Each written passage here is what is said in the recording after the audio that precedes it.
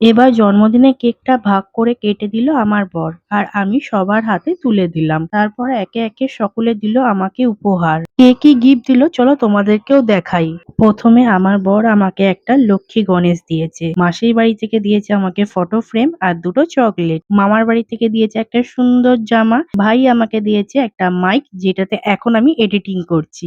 বাবা দিয়েছে জামা, যেটা আমি এই জন্মদিনেই পরে নিয়েছি। আর উজ্জ্বলা আন্টি আর রূপঙ্কর রাতের দিকে এসেছিল, তারা একটা সুন্দর ঘড়ি দিয়েছে।